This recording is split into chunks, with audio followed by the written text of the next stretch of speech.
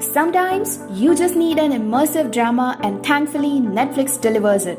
From what are now TV classics like Breaking Bad and Mad Men to peak TV gems like Mindhunter, Netflix is home to some of the most wonderfully crafted and engaging television of our time. Over the next several weeks, we'll be rolling out more lists of TV subgenres on our channel. So if you don't see your favorites here, keep checking. Now, say my name.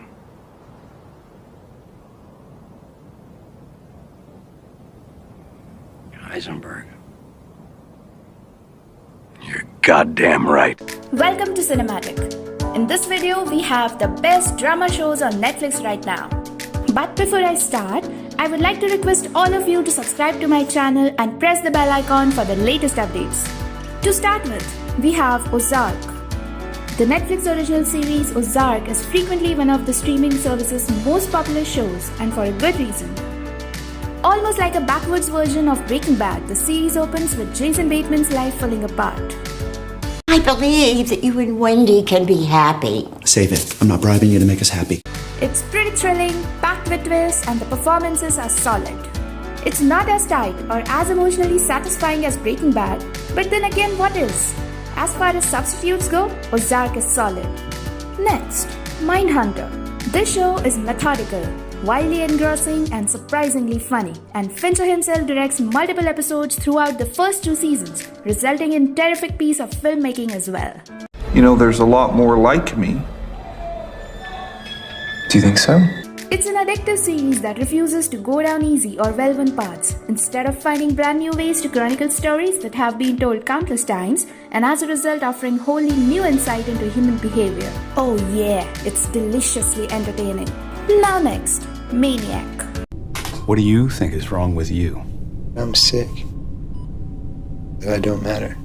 The limited series Maniac is unlike anything else on television, made all the better by the fact that True Detective and Bond 25 Helmut Kari Fukunaga directed all 10 episodes. It's admittedly a little uneven, but the performances are fantastic and its truly unique spin on a sci-fi drama. Next, The West Wing. Given that The West Wing is probably my favorite TV show of all time, I may be a little biased here, but this is Aeon Sorkin's magnum opus. We did something wrong or we didn't. Well, fantastic, Sam. I didn't realize it was that simple. And the cast. If you're looking for something that's smart, fun, and slightly addictive, make your way to The West Wing. Now next, The Crown. Netflix's most expensive series yet, The Crown, examines the early reign of England's Queen Elizabeth II. The trappings of power, such as they are shown here as being claustrophobic and wearisome, even though the lavish lifestyle it seems to offer is also seductive. My name is Elizabeth. And long live Queen Elizabeth. And that is why, once you enter into the regal world of The Crown, you will not want to leave. It always wins. Next, The Haunting of Hill House. Led by a spectacular ensemble, the series veers between emotional revelation and moments of horror that give you full body chills.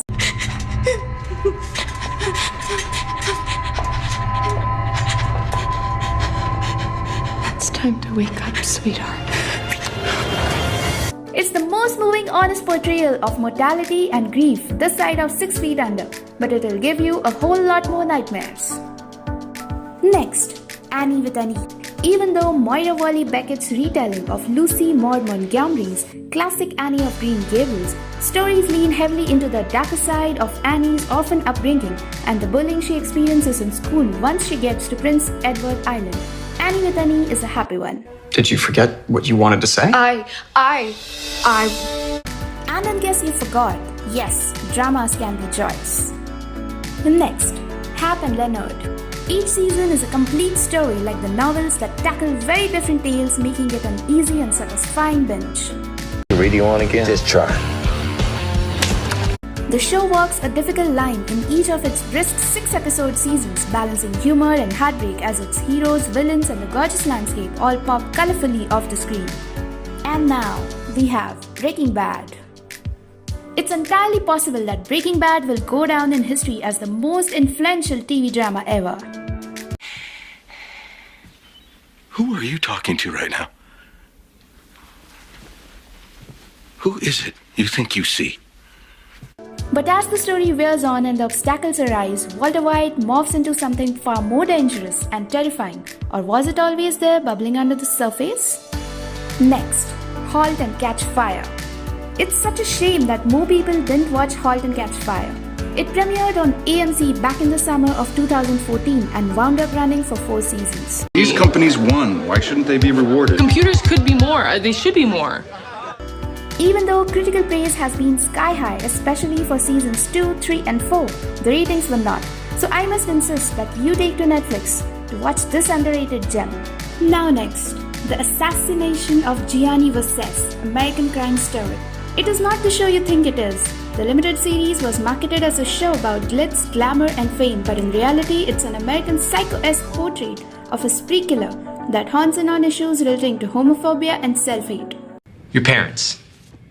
Who are they? It's every bit as engrossing and enlightening as People vs. O.J. Simpson, and you have no doubt noticed it sweeping every TV award ceremony over the last year. Now, see for yourself. Next, Bodyguard. It should come with a warning. There are several stretches of this twisty new thriller series that are so anxiety-inducing with such an unbearable tension that I almost had to leave the room. Hey, yes, Spud. Pleasure to meet you, Mum. I'm late for a meeting. I could have paused it, sure, but I didn't actually want to stop watching it. I just attempted to sink as far down into the couch as possible, my heart pounding as I attempted to rationalize that the story couldn't really do this or that, right? Right? It's stressful in the best of ways.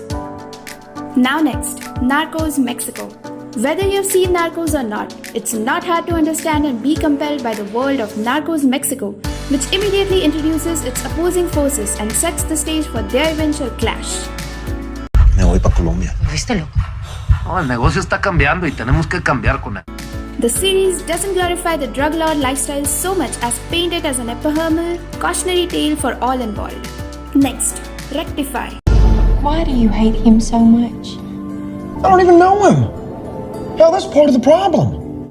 Rectify is quite possibly the best prison drama on television that no one seems to have watched. Next, Better Call Saul. This show is at its best when it distances itself from Breaking Bad, and though it starts off slow with some curious digressions, Better Call Saul picks up tremendously towards the end of the first season. All right. The next words out of your mouth ought to be the truth. Who are you? Ultimately, being swept along in the chaos, hilarity, and sadness of Jimmy's rise and fall, it is an immersive experience. And now guys, we have Mad Men. Despite a somewhat puzzling falling out of favor with the Emmys in recent years, Mad Men remains one of the best shows to air ever on television. This is the business we're in. Accounts come in, accounts go out. Standout episodes are too numerous to list, so I'll just say that if you've been putting off watching this classic, stop. It's right there, waiting for you on Netflix. You won't be disappointed. If you like the video, then do share it to your friends and family. Don't forget to subscribe to our channel and stay tuned for more such upcoming videos.